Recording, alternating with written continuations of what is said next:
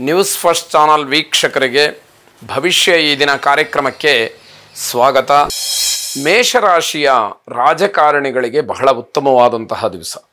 ನಿಮ್ಮ ಕ್ಷೇತ್ರದಲ್ಲಿ ಏನನ್ನಾದರೂ ವಿಶೇಷವಾಗಿ ಸಾಧಿಸಬೇಕು ಅಂತ ಹೇಳಿ ಅಂದುಕೊಂಡಿದ್ದರೆ ಅದಕ್ಕೆ ಹೆಚ್ಚಿನ ಅವಕಾಶಗಳಾಗ್ತಕ್ಕಂಥದ್ದು. ರಾಜಕಾರಣಿಗಳ ಸಂಪರ್ಕ ಇರತಕ್ಕಂಥವ್ರಿಗೂ ಕೂಡ ಒಂದಷ್ಟು ಒಳ್ಳೆಯ ಕೆಲಸಗಳಾಗ್ತಕ್ಕಂತಹ ಅವಕಾಶಗಳು ಹೆಚ್ಚಾಗಿರುವಂತಹ ದಿವಸ. ಆದರೆ ಅತಿಯಾದಂತಹ ಆತ್ಮವಿಶ್ವಾಸ ನಿಮಗೆ ತೊಂದರೆಯನ್ನು ಮಾಡುತ್ತೆ. ಹಾಗಾಗಿ ಯಾವ ಕಾರಣಕ್ಕೂ ಕೂಡ ಆ ಓವರ್ ಕಾನ್ಫಿಡೆನ್ಸ್ನ ಇಟ್ಟುಕೊಂಡು ಕೆಲಸ ಮಾಡ್ತಕ್ಕಂಥದ್ದು ಬೇಡ. ಯಾಕೆ ಅಂತಂದರೆ ಯಾವಾಗ ನಾನು ಈ ಕೆಲಸವನ್ನು ಮಾಡೇ ಬಿಡ್ತೀನಿ ಅಂತಕ್ಕಂತಹ ಒಂದು ಅತಿ ಉತ್ಸಾಹ ಮನಸ್ಸಿನಲ್ಲಿ ಬರುತ್ತೆ, ಆಗ ಏನಾದರೂ ತೊಂದರೆ ಆದರೆ ಅದನ್ನು ತಡ್ಕೊಳ್ಳುವಂಥದ್ದು, ಸಹಿಸುವಂಥದ್ದು, ಸೋಲನ್ನು ಒಪ್ಪಿಕೊಳ್ತಕ್ಕಂಥದ್ದು ಕಷ್ಟವಾಗತ್ತೆ.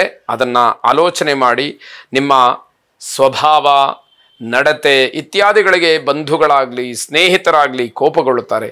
ಯಾಕೆ ಹೀಗಾಡ್ತಾರೆ ಇವರು ಅನ್ನುವಂತಹ ಮಾತು ಅವರಿಂದ ಬರುವಂಥದ್ದು. ಹಾಗಾಗಿ ನಿಮ್ಮ ನಡೆ ನುಡಿ ಎಲ್ಲವೂ ಕೂಡ ಬಹಳ ತಾಳ್ಮೆಯಿಂದ ಬಹಳ ಮೃದುವಾಗಿ ಇರಲಿ ಅಂತಕ್ಕಂಥದ್ದು. ನಿಮ್ಮ ಸ್ವಭಾವವನ್ನು ಸ್ವಲ್ಪ ಮಟ್ಟಿಗಾದರೂ ಬದಲಾಯಿಸಿಕೊಂಡ್ರೆ ಬಹಳ ಒಳ್ಳೆಯದು. ಯಾಕೆ ಅಂತಂದರೆ ನಾನು ಇರುವುದೇ ಹೀಗೆ ಅಂತಂದರೆ ಕಷ್ಟವಾಗುತ್ತೆ. ಹಾಗಂತ ಶಿಸ್ತನ್ನು ಬಿಟ್ಟು ರಾಜಿ ಮಾಡ್ಕೊಳ್ಳಿ ಅನ್ನುವಂತಹ ಅರ್ಥ ಅಲ್ಲ. ಸಂದರ್ಭಕ್ಕನುಗುಣವಾಗಿ ವ್ಯಕ್ತಿಗಳಿಗೆ ಅನುಗುಣವಾಗಿ ಸರಿಹೊಂದುವಂತೆ ಹೊಂದಾಣಿಕೆಯನ್ನು ಮಾಡಿಕೊಳ್ತಕ್ಕಂಥದ್ದು, ನಡ್ಕೊಳ್ಳುವಂಥದ್ದು ಬಹಳ ಮುಖ್ಯವಾಗುತ್ತೆ ಅಂತ ಅರ್ಥ. ವಿನಾಕಾರಣ ಬೇರೆ ಬೇರೆಯವರ ಜೊತೆಯಲ್ಲಿ ವಾದ ವಿವಾದಗಳನ್ನು ಮಾಡಿಕೊಳ್ಬೇಡಿ. ಜೊತೆಗೆ ರಾಜಕಾರಣಿಗಳ ಜೊತೆಯಲ್ಲಿ ನಿಷ್ಠುರವನ್ನು ಮಾಡಿಕೊಳ್ಳುವಂಥದ್ದು ಖಂಡಿತವಾಗಿ ಬೇಡ ಅಂತ ಅರ್ಥ. ಕಾಲಭೈರವನನ್ನು ವಿಶೇಷವಾಗಿ ಪ್ರಾರ್ಥನೆ ಮಾಡಿ ಆರಾಧನೆ ಮಾಡಿ ಶುಭವಾಗಿ. ವೃಷಭ ರಾಶಿ, ನಿಮ್ಮ ಕಾರ್ಯಕ್ಷೇತ್ರದಲ್ಲಿ ಸ್ವಲ್ಪ ಮಟ್ಟಿಗೆ ಸುಧಾರಣೆಯನ್ನು ಮಾಡಿಕೊಂಡ್ರೆ ಬಹಳ ಒಳ್ಳೆಯದು. ಯಾಕೆ ಅಂತಂದರೆ ಅದರಿಂದ ನಿಮಗೂ ಅನುಕೂಲ, ಜೊತೆಗೆ ನೀವೆಲ್ಲಿ ಕೆಲಸವನ್ನು ಮಾಡ್ತೀರೋ ಆ ಸಂಸ್ಥೆಗೂ ಕೂಡ ಒಂದು ಅನುಕೂಲವಾಗ್ತಕ್ಕಂಥದ್ದಿದೆ. ಯಾವಾಗ ಆ ಸುಧಾರಣೆ ಆಗೋದಿಲ್ಲ, ಅದು ಒಂದೇ ರೀತಿಯಲ್ಲಿ ಇರುತ್ತೆ ಅಂತಾದಾಗ ನಿಮ್ಮ ಬೆಳವಣಿಗೆಯೂ ಕೂಡ ಕುಂಠಿತವಾಗುವಂತಹ ಸಾಧ್ಯತೆ ಹೆಚ್ಚಾಗಿರುವಂಥದ್ದು. ತಪ್ಪು ಅರ್ಥ ಅದಾದ ನಂತರದಲ್ಲಿ ಪಶ್ಚಾತ್ತಾಪ ಪಡ್ತೀರಿ. ಮೊದಲೇ ಒಂದಷ್ಟು ಯೋಚನೆಯನ್ನು ಮಾಡಿದರೆ ನಿಮ್ಮ ಕೆಲಸದಲ್ಲಿ ಅಥವಾ ನಿಮ್ಮ ವೃತ್ತಿಯಲ್ಲಿ ತಪ್ಪುಗಳು ಆಗದೇ ಇರೋ ಹಾಗೆ ಗಮನಿಸ್ಕೊಳ್ಬಹುದಾಗಿರುತ್ತೆ. ಪ್ರಾಣಿಯಿಂದ ಗಾಯಗೊಳ್ಳತಕ್ಕಂತಹ ಸಾಧ್ಯತೆ ಹೆಚ್ಚಾಗಿದೆ. ಅದರಲ್ಲೂ ಸಾಕು ಪ್ರಾಣಿಗಳ ಬಗ್ಗೆ ಸ್ವಲ್ಪ ಮಟ್ಟಿಗೆ ಎಚ್ಚರಿಕೆಯನ್ನು ವಹಿಸಬೇಕಾದಂತಹ ಅಗತ್ಯತೆ ಕಾಣುತ್ತೆ. ವಿದ್ಯಾರ್ಥಿಗಳು ತಮ್ಮ ಅತಿಯಾದಂತಹ ಆತ್ಮವಿಶ್ವಾಸದಿಂದ ತಪ್ಪನ್ನೇ ಸರಿ ಅಂತ ಹೇಳಿ ವಾದ ಮಾಡ್ತಕ್ಕಂಥದ್ದು. ಯಾವುದೋ ಒಂದು ತಪ್ಪಾಗಿರುತ್ತೆ, ನೀವು ತಿಳ್ಕೊಂಡಷ್ಟರ ಮಟ್ಟಿಗೆ ಅದು ಸರಿ ಅಂತ ಹೇಳಿ ಅನಿಸೋದಿಲ್ಲ. ಆದರೆ ನಿಮ್ಮ ಮನಸ್ಸಿಗೆ ನಾನು ತಿಳ್ಕೊಂಡಿರುವಂಥದ್ದೇ ಸರಿ ಅನ್ನುವಂತಹ ವಾದ, ಇದು ನಿಮ್ಮ ಹಿನ್ನಡೆಗೆ ಒಂದಷ್ಟು ಕಾರಣವಾಗ್ತಕ್ಕಂಥದ್ದು. ಗಾಯತ್ರಿ ದೇವಿಯನ್ನು ಪ್ರಾರ್ಥನೆ ಮಾಡಿ ವಿದ್ಯಾ ವಿಚಾರದಲ್ಲಿ ಅಥವಾ ವಿಚಾರ ಗ್ರಹಿಕೆಯಲ್ಲಿ ಏನಾದರೂ ತಪ್ಪುಗಳಿದ್ದರೆ, ವ್ಯತ್ಯಯಗಳಿದ್ದರೆ ಅದೆಲ್ಲವೂ ಕೂಡ ಸರಿಯಾಗಿ ಆ ಪ್ರತಿಬಂಧಕ ದೋಷ ನಿವೃತ್ತಿಯಾಗಲಿ ಶುಭವಾಗಿ.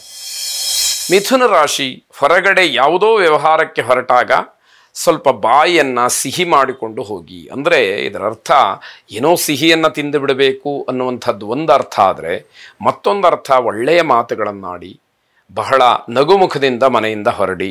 ನಿಮ್ಮ ಕೆಲಸಗಳಿಗೆ ಒಂದಷ್ಟು ಅನುಕೂಲವಾಗ್ತಕ್ಕಂಥದ್ದಿದೆ. ವಾಹನ ಹರಾಜೇನಾದರೂ ಇದ್ದರೆ ಖಂಡಿತವಾಗಿ ಅದಕ್ಕೆ ಭಾಗವಹಿಸಬೇಡಿ, ಅಲ್ಲಿ ನಷ್ಟ ಆಗತ್ತೆ. ಯಾವುದೋ ಒಂದು ಆಸೆಗೆ ಬಿದ್ದು, ಇನ್ಯಾವುದೋ ಒಂದು ಸ್ಪರ್ಧೆಗೆ ಬಿದ್ದು ನೀವು ವ್ಯವಹಾರದಲ್ಲಿ ಮುಂದುವರೆದರೆ ಅದರಿಂದ ನಷ್ಟ ಆಗ್ತಕ್ಕಂಥದ್ದಿದೆ. ಹಾಗಾಗಿ ಆ ಹರಾಜಿನ ವ್ಯವಹಾರ ಖಂಡಿತವಾಗಿ ಬೇಡ ಅಂತ ಅರ್ಥ. ಸರ್ಕಾರದಿಂದ ಹರಾಜಾಗ್ತಕ್ಕಂತಹ ಭೂಮಿ ಅಥವಾ ವಸ್ತುಗಳು ಏನಾದರೂ ಬೇರೆ ಇದ್ದರೆ ಅದರಲ್ಲಿ ನೀವು ಭಾಗಿಗಳಾಗಿ ನಿಮಗೆ ಶುಭ ಇದೆ. ವಾಹನ ಮಾತ್ರ ಯಾವುದೇ ಕಾರಣಕ್ಕೂ ಬೇಡ ಅನ್ನುವಂತಹ ಅರ್ಥ. ನಿಮ್ಮ ಮನೆಯ ವಾತಾವರಣ ಬಹಳ ಚೆನ್ನಾಗಿರುತ್ತೆ, ಅದನ್ನು ಹಾಗೇ ಉಳಿಸ್ಕೊಳ್ಬೇಕು.